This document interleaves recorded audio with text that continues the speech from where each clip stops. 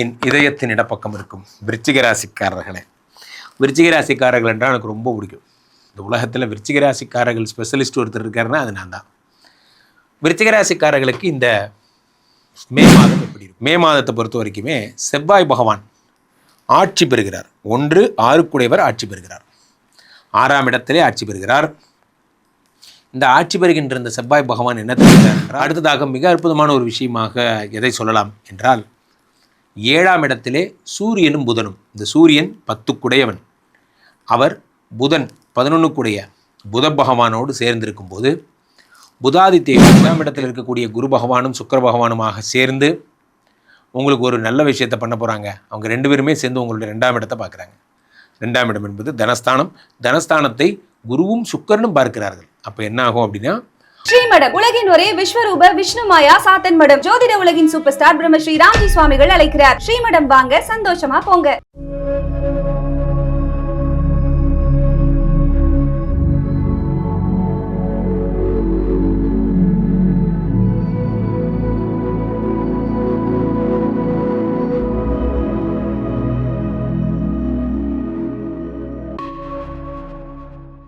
உலகெங்கிலும் இருக்கும் ஆன்மீக பரிகார நேயர்கள் அனைவருக்கும் வணக்கம். நான் உங்கள் ராம்ஜி. என் இதயத்தின் இடப்பக்கம் இருக்கும் விருச்சிக ராசிக்காரர்களே. விருச்சிக ராசிக்காரர்கள் என்றால் எனக்கு ரொம்ப பிடிக்கும். இந்த உலகத்தில் விருச்சிக ராசிக்காரர்கள் ஸ்பெஷலிஸ்ட் ஒருத்தர் இருக்காருன்னா அது நான் தான். விருச்சிக ராசிக்காரர்களுக்கு இந்த மே மாதம் எப்படி இருக்கும்? மே மாதத்தை பொறுத்த வரைக்குமே செவ்வாய் பகவான் ஆட்சி பெறுகிறார். 1 6 ஆட்சி பெறுகிறார். 6ஆம் இடத்திலே ஆட்சி பெறுகிறார். இந்த ஆட்சி பெறுகின்ற இந்த செவ்வாய் பகவான் என்ன தருகிறார் என்றால், வியாதி, கடன், கஷ்டம் போன்றவற்றிலிருந்து விடுதலை தருகிறார். ரொம்ப கஷ்டமாக இருக்குது சார், ஒரே இஎம்ஐ தாங்க முடியல, இப்போ பிரச்சனையாக இருக்குது, கடன் பிரச்சனையாக இருக்குது, அந்த கடன்லாம் தீர்ந்துடும். அதே மாதிரி 6ஆம் இடத்துக்கு உடையவன் 6 ஆட்சி எனும் பொழுது உங்களுக்கு புதிய பணி என்பது கிடைக்கும். புதுசாக ஒரு இடத்துல வேலைக்கு போகிறது போன்ற விஷயங்கள்லாம் நடக்கும். அதே நேரத்தில் 6 என்ன பண்ணுறாரு? 6 என்பது தேவையில்லாத பிரச்சனைகளை உருவாக்குகின்ற இடம். அதற்குரியவரை ஆட்சி பெறும் பொழுது நீங்கள் என்ன பண்ணணும்? எதிரிகள் என்ன தான் பிரச்சனையிலேருந்து வெளிவந்தாலும் நீங்கள் இருக்கிற கம்பெனியில் உங்களுக்கு ஏதாவது டார்ச்சர் பண்ணிகிட்டே இருப்பாங்க.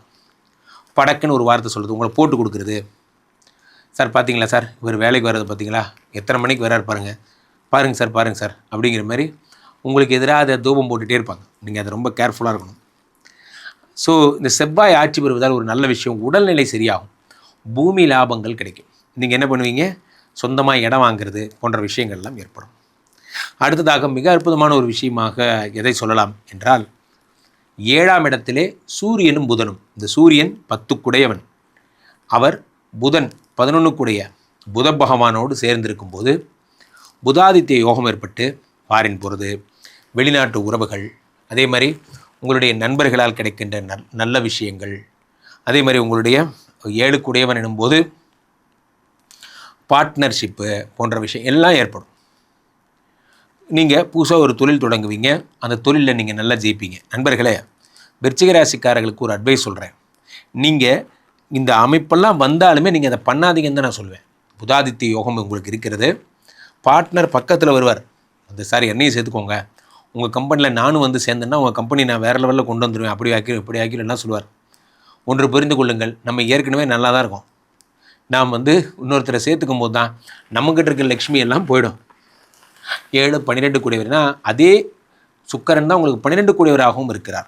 பார்ட்னர்ஷிப்னால் உங்களுக்கு ஆபத்துகள் தான் வருமே தவிர நன்மை ஏற்படாது. அதனால் தேவையில்லாத வேலை, அதை தவிர்த்து விடுங்கள். அதற்கு பதிலாக நீங்கள் ஃபாரின் சம்மந்தப்பட்ட விஷயங்கள், நம்ம ஒரு ப்ராடக்ட் பண்ணுறோம், அதை எப்படி வெளிநாட்டுக்கு இம்போர்ட் பண்ணுறோம், அங்கேருந்து எதை இம்போர்ட் பண்ண போகிறோம் போன்ற விஷயங்கள்லாம் ஃபோக்கஸ் பண்ணுங்கள்.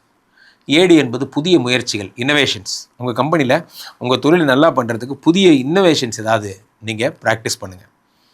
புதிய சிஸ்டம் ஏதாவது மாற்றுங்க. இந்த 7 சுக்கிர பகவான் 8ஆம் இடத்திலே மறைகிறார். இங்கே தான் ஒரு ஆபத்து. விருச்சிக ராசிக்காரர்கள் கைண்ட் அட்டென்ஷன் ப்ளீஸ். ஏற்கனவே குரு பகவான் 2 5 8 மறைந்திருக்கிறார். இந்த பக்கம் சுக்கிர பகவான் 8 போய் மறைய போகிறார். அப்போ என்ன ஆகும்? லவ்வுங்கிற ஒரு டிபார்ட்மெண்ட்டு தான் பிரச்சனை ஆகும். லவ் என்ன பிரச்சனை ஆகும்? லவ்ங்கிற ஒரு விஷயம் தேவையில்லாத பிரச்சனைகளில் போய் மாட்டும். அப்போ கணவரோடு கொண்ட உறவு, நீங்கள் காதல் உறவு, இதில் எல்லாத்துலேயும் சங்கடங்கள் ஏற்படும். You need to be most careful about your love life. அப்போ என்ன ஆகும்னா நீங்கள் ஜாக்கிரதையாக இருக்கணும்.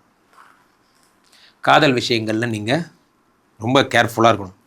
7 அவர் 8ஆம் இடத்தில் மறையும் பொழுது உங்கள் கல்யாண வாழ்க்கையாகட்டும், முன்ன பின்ன கான்ட்ரவர்சியாக இருக்குது, எனக்கே என் ஹஸ்பண்டுக்கு ஒத்து போகிறதே இல்லை, முன்ன மாதிரி இல்லை, ரொம்ப கஷ்டமாக இருக்குது என்று நினைப்பவர்களெல்லாம் ரொம்ப ஜாக்கிரதையாக இருங்க. உங்களுக்குள்ள தேவையில்லாத உறவு ஒரு சின்ன பெரிய பிரிவாயிடும். நான் ஏற்கனவே 4ஆம் இடத்துல ராகு உங்களை எப்படா பிரிக்கலான்னு வெயிட்டிங்கில் இருக்கான். உங்களுக்கு டைவர்ஸ் பண்ணியே தீருவேன்னு ஒரு கங்கணம் கட்டிட்டு வாழ்ந்துட்டுருக்கான். அப்போது 7 இந்த சுக்கிர பகவான் 8இல் மறையும் பொழுது வார்த்தைகள், தேவையில்லாத ஒரு வார்த்தைகளுக்கு கைகால்கள் எல்லாம் முளைத்து பெரிய விஷயங்களாக மாறிவிடும். அப்போது பேசுகிறப்போ ரொம்ப ஜாக்கிரதையாக இருங்க. 8ஆம் இடத்தில் இருக்கக்கூடிய குரு பகவானும் சுக்கிர பகவானுமாக சேர்ந்து உங்களுக்கு ஒரு நல்ல விஷயத்தை பண்ண போகிறாங்க. அவங்க 2 பேருமே சேர்ந்து உங்களுடைய 2ஆம் இடத்தை பார்க்குறாங்க. 2ஆம் இடம் என்பது தனஸ்தானம். தனஸ்தானத்தை குருவும் சுக்கிரனும் பார்க்கிறார்கள். அப்போ என்ன ஆகும் அப்படின்னா, பணம் பல வழிகளில் வருவதற்கான வழிகள். அப்போது பார்ட்னர்ஷிப் நல்லா இருக்குது, பண வருகை நல்லா இருக்குது, அதே மாதிரி உங்களுடைய உடல்நிலை நல்லா இருக்குது, எல்லாம் நல்லா இருக்குது. ஆஃபீஸில் போட்டு கொடுப்பாங்க ஒரு பாயிண்ட்டு. திருமண வாழ்க்கையில் கசப்பு இருக்கிறவங்க தயவு செஞ்சு அமைதியாக இருங்க. இப்போ ஏதாவது ஒரு ஸ்டெப்பு என்ன பார்க்குறியா, நான் வேணால் வக்கீல்கிட்ட போட்டுமா நோட்டீஸ் அனுப்பிடுவேன் பார்க்குறியா அண்டு ஒய்ஃப்ட்ட சொன்ன சீரியஸாக அதே மாதிரி நடந்துடும். காரணம் Rahu is waiting for your divorce. திரும்ப உங்களை எச்சரிக்கிறேன், விருச்சிக ராசிக்காரர்கள் டைவர்ஸுங்கிற வார்த்தையை விளையாட்டு கூட பயன்படுத்தாதீங்க. பிரிஞ்சு போயிடுவேன்னு விளையாட்டு கூட சொல்லாதீங்க, அது சீரியஸாக பழிச்சிரும். விருச்சிக ராசிக்காரர்களுக்கு இந்த மாதம் ஒரு டஃபஸ்ட் மாதமாக இருக்கும்.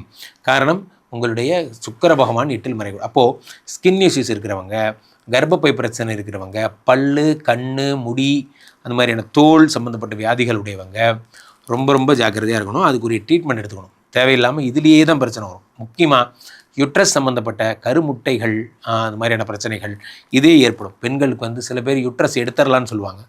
அப்படி சொல்கிறவங்களாம் தயவுசெய்து உடன்படாதீங்க, வேண்டான்னு சொல்லுங்கள். அடுத்த மாதம் இந்த நிலை மாறும். இப்போது ஒரு சூப்பரான விஷயமே என்ன அப்படின்னா, இந்த செவ்வாய் பகவான் இப்பொழுது ஆட்சி பெறுகின்ற இந்த மே 10 தொடங்கிய உங்களுடைய திடீர் இன்வெஸ்ட்மெண்ட்ஸ் அதிகமாகிடும். இது வரைக்கும் நீங்கள் பண்ண இன்வெஸ்ட்மெண்ட்லாம் வேறு.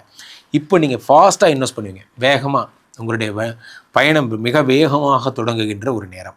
எனிவே, எப்படியோ விருச்சிக ராசிக்காரர்கள் மகிழ்ந்து கொண்டாட போகிறீர்கள்.